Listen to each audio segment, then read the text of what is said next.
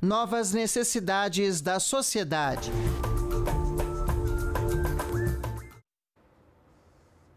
Muito bacana, né? Ver um pouquinho essa história das Nações Unidas. São 75 anos.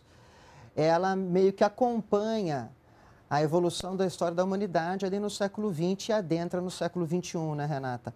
Surge com propósitos bem específicos, como ela surge depois da Segunda Guerra Mundial, de um conflito que matou 10 milhões de pessoas, 6 milhões de judeus. Ela surge com esse propósito de garantir a paz, a segurança mundial. Isso não ocorreu plenamente, porque nós não tivemos uma terceira guerra mundial, mas tivemos guerras localizadas em diferentes partes do mundo, muitas vezes satelizadas pelas duas grandes potências da época, os Estados Unidos e a ex-União Soviética. Mas, a grosso modo, a ONU conseguiu, sim, nesses 75 anos, evitar um grande conflito. This very assembly, where we all sit today, the main deliberative, policy-making and representative organ of the United Nations. In this regard, I urge member states to be cooperative and creative, to devise solutions that will enable this body to function effectively and remain relevant within the bounds of the Charter of Rules and Procedure. Excellencies, since 1945, our demands of the United Nations system have grown immeasurably.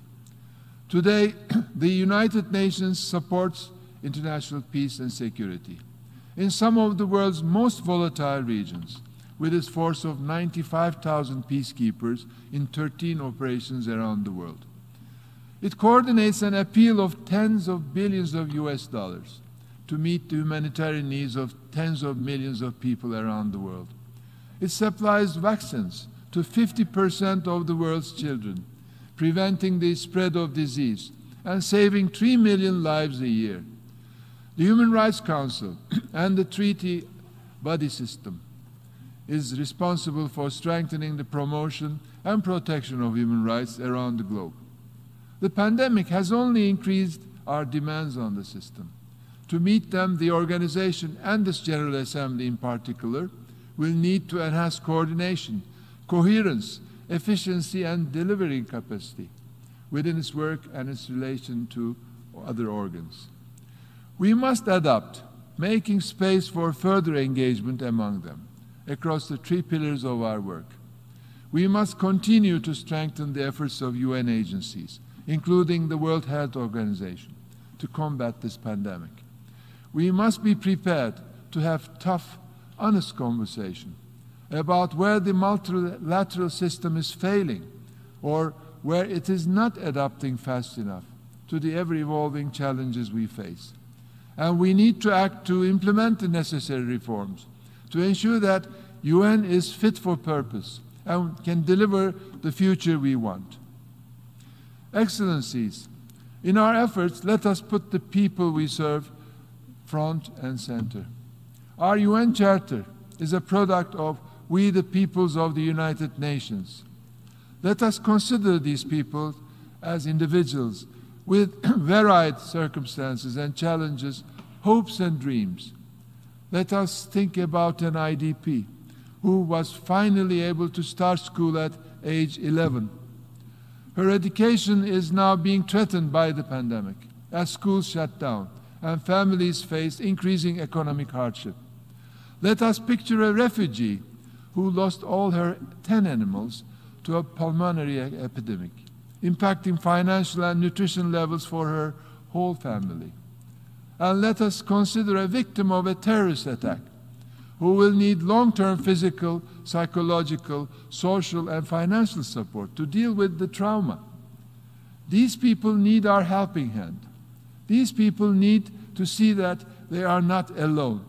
The people we serve recognize that the multilateral system is the best system available to provide solutions to complex issues such as climate change, peace and security, human rights protections, and global pandemics. With the individuals we serve at the forefront, let me now outline my priorities for this session that I hope you will support.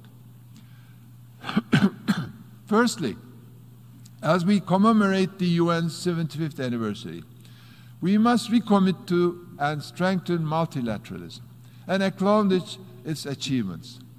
The UN is the world's foremost forum to address issues that transcend national boundaries, maintain international peace and security, promote sustainable and inclusive development, and protect human rights. Multilateralism is essential to fulfill the core mandates of our organization, prescribed in its charter.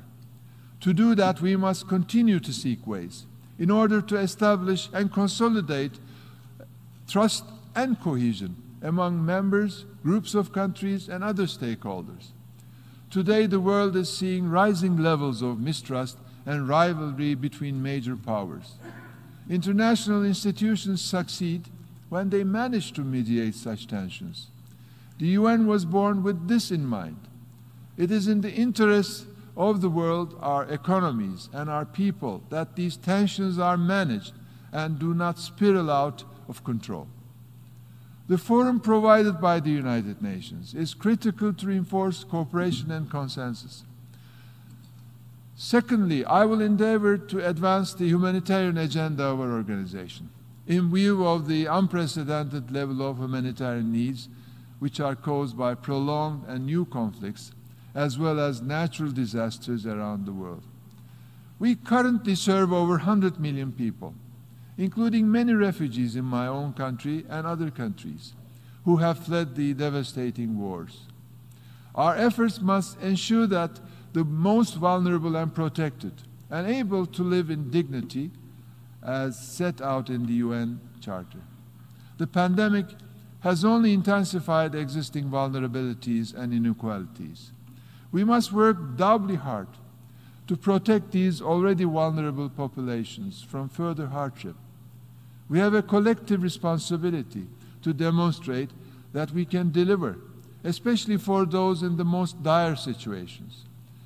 I will use my presidency to highlight the importance of impartial and unhindered delivery of humanitarian aid and full respect for international law, including international humanitarian law in conflicts and crises. I would also like to take this moment to recognize the admirable dedication of UN personnel who operate in some of the world's most difficult circumstances and are a critical driving force of this organization's success. Thirdly, sustainable development goals are the most transformative set of objectives, yet they cannot be achieved without strengthened global partnership.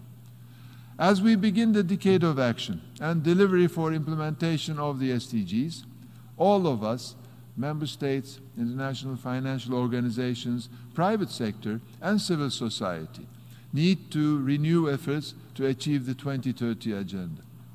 Despite hard-won gains, we are not on track to meet all 17 of the SDGs by 2030. The pandemic has affected all countries, large and small, north and south. It has, however, hit hardest the countries that are already vulnerable. We must ensure that our efforts to recover from pandemic are fully aligned with the implementation of the SDGs. If we are to uphold our pledge to leave no one behind, we must redouble our efforts in our response to the COVID-19 pandemic, with a particular attention to the needs of the countries in special situations, including the LDCs. COVID vaccines must be distributed fairly and equitably. And finally, on gender equality, despite the enormous gains that have been made, gender inequality remains deeply entrenched in many societies. Women often lack access to decent work, equal pay, quality education, and adequate health care. They suffer from violence and discrimination and are often underrepresented in political and economic decision-making processes. As we recover from the pandemic, we must build back better to improve the lives of women and girls. We must renew our commitment to protect women's rights and make women's participation in peace, security, and humanitarian action meaningful and sustained. The high-level meeting to mark the 25th anniversary of the Fourth World Conference on Women will mark the beginning of our work this session. To address the deeply entrenched inequality, which permeates society and holds back the progress of not just half, but all of the population. Excellencies, 3/4 of a century ago, the founders of our organization demonstrated fortitude at a time of crisis. They chose to trust one another and unite in pursuit of a better world.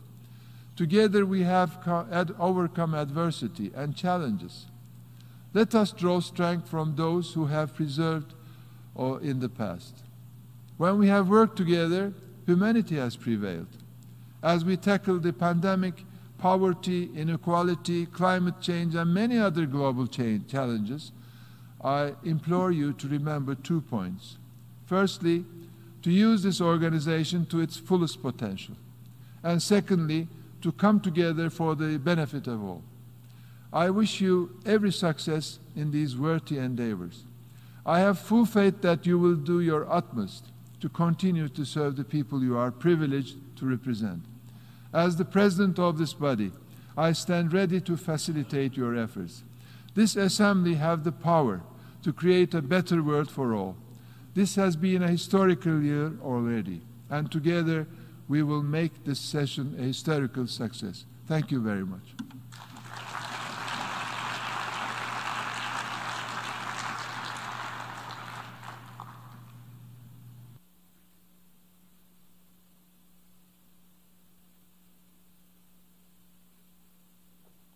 The General Assembly, in its decision 74-562, decided without setting a precedent for future general debates that each member state, observer state, and the European Union can submit a pre-recorded statement, which will be played in the General Assembly Hall during the general debate of the Assembly at its 75th session, after introduction by their representative, who is physically present in the Assembly Hall.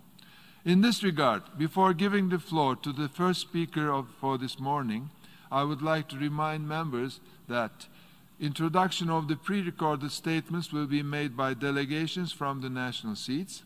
Statements delivered by representatives who are physically present in the Assembly Hall will also be made from the national seats.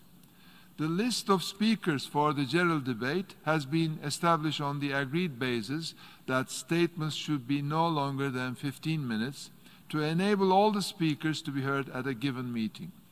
In the case of pre-recorded statements submitted in accordance with Decision 74-562, the time limit of 15 minutes, in keeping with previous practice, should include the introductory remarks and the video itself. May I take it that the General Assembly agrees to proceed in this manner during the general debate of the 75th session? It is so decided.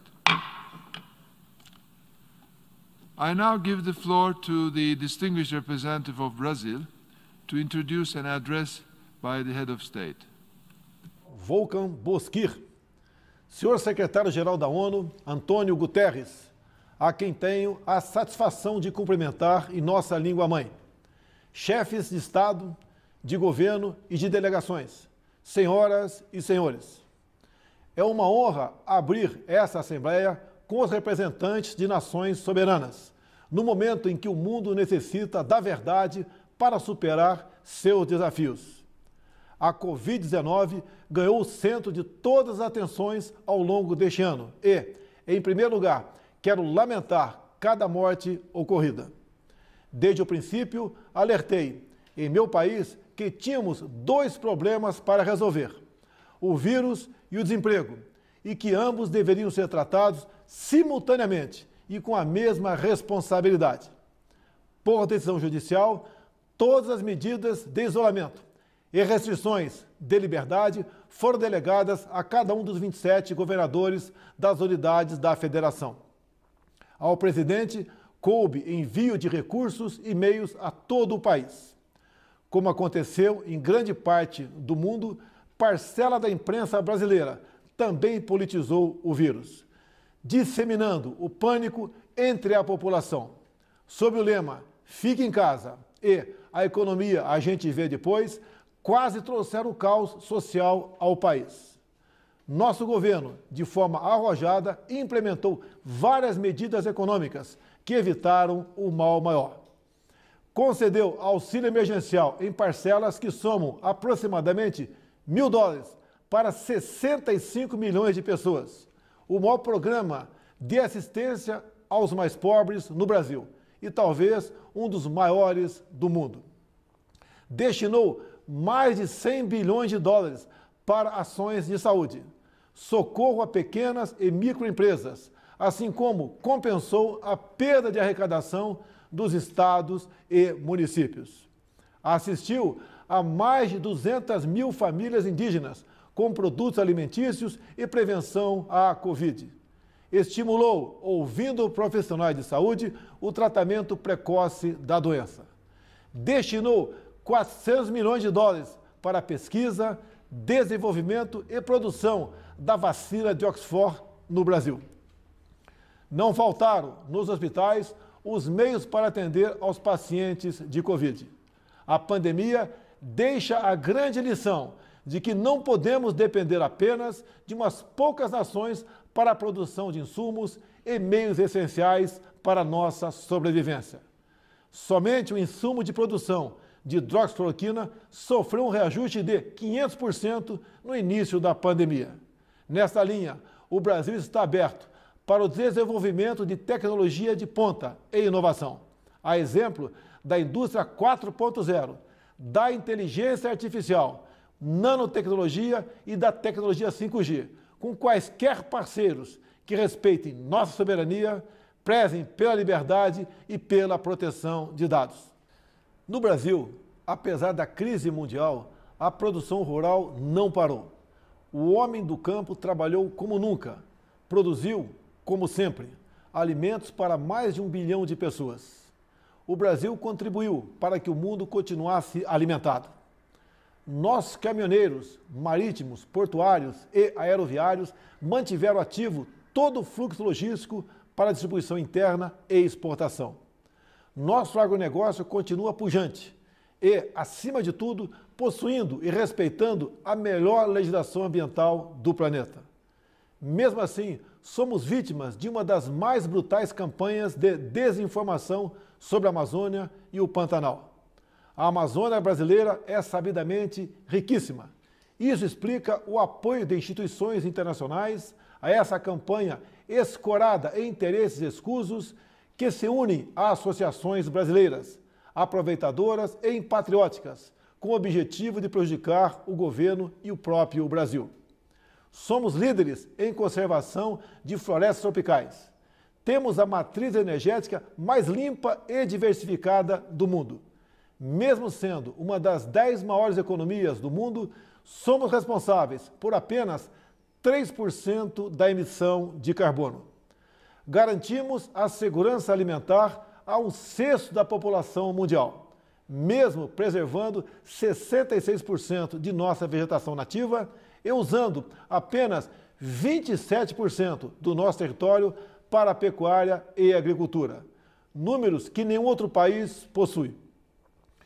O Brasil desponta como o maior produtor mundial de alimentos e, por isso, há tanto interesse em propagar desinformações sobre o nosso meio ambiente.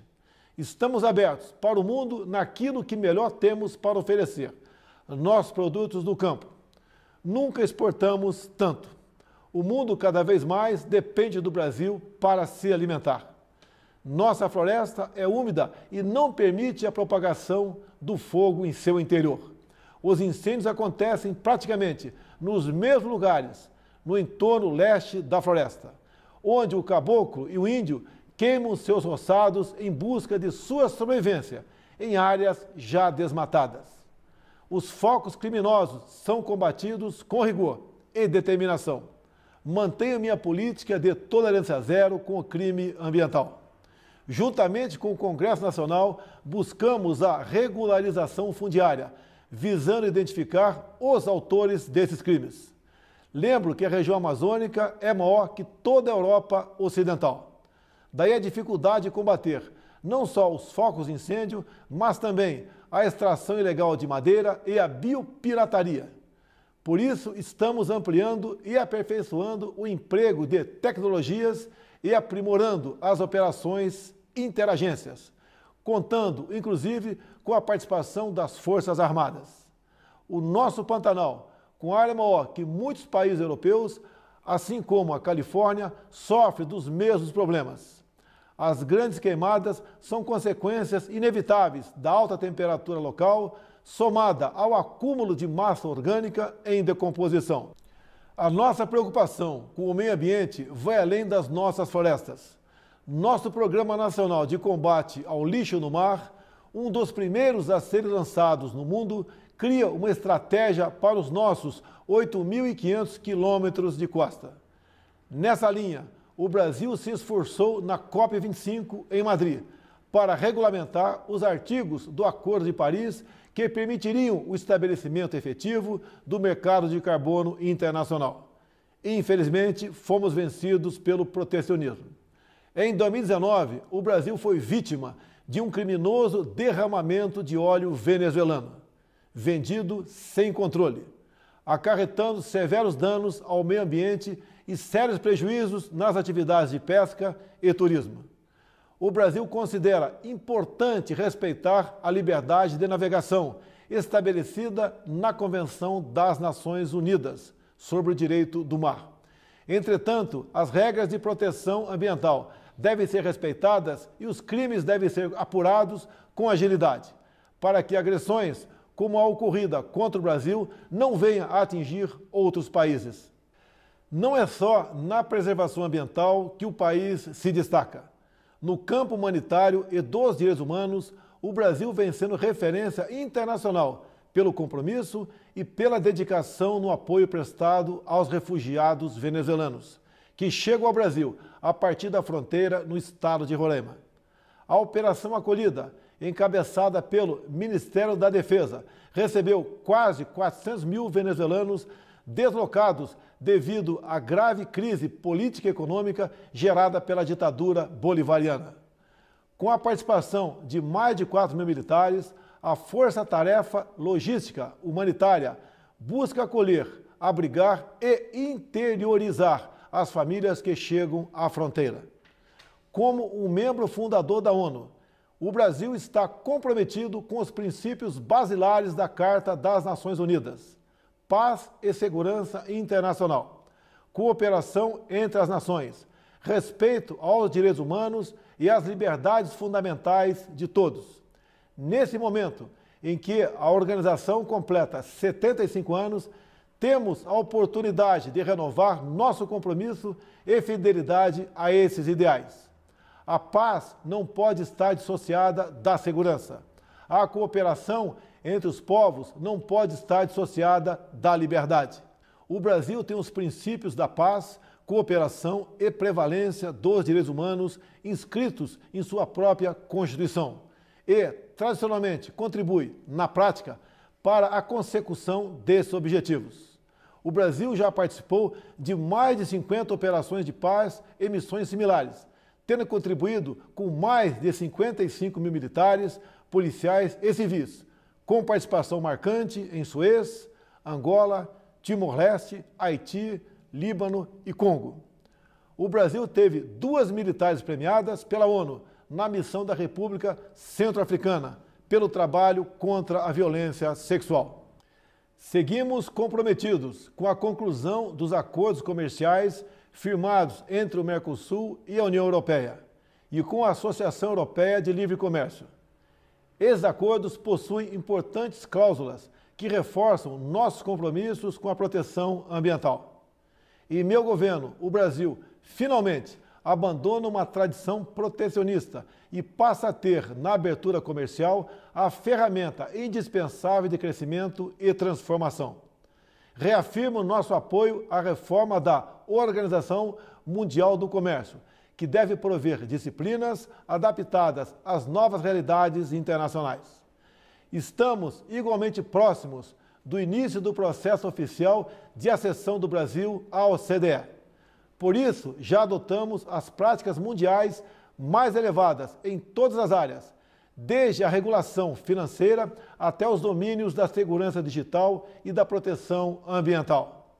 No meu primeiro ano de governo, concluímos a reforma da Previdência e, recentemente, apresentamos ao Congresso Nacional duas novas reformas: a do sistema tributário e a administrativa.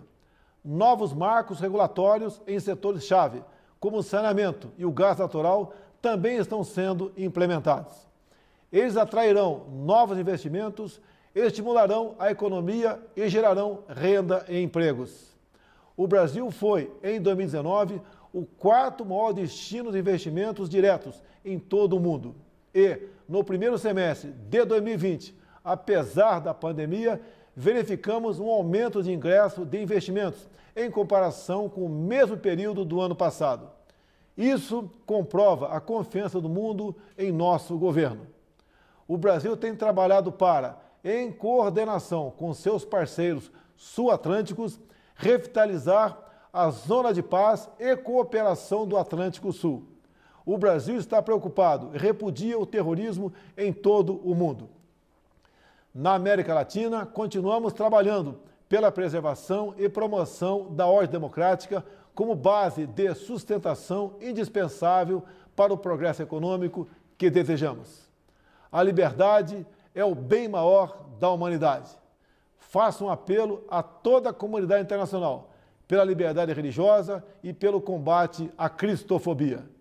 Também quero reafirmar minha solidariedade e apoio ao povo do Líbano pelas recentes adversidades sofridas.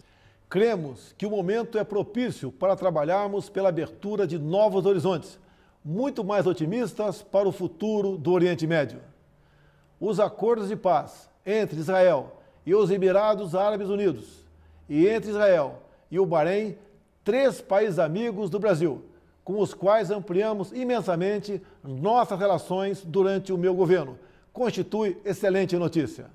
O Brasil saúda também o plano de paz e prosperidade lançado pelo presidente Donald Trump, com uma visão promissora para, após mais de 7 décadas de esforços, retomar o caminho da tão desejada solução de conflito israelense-palestino. A nova política do Brasil de aproximação simultânea a Israel e aos países árabes converge com essas iniciativas, que finalmente acende uma luz de esperança para aquela região. O Brasil é um país cristão e conservador e tem na família a sua base. Deus abençoe a todos. O meu muito obrigado.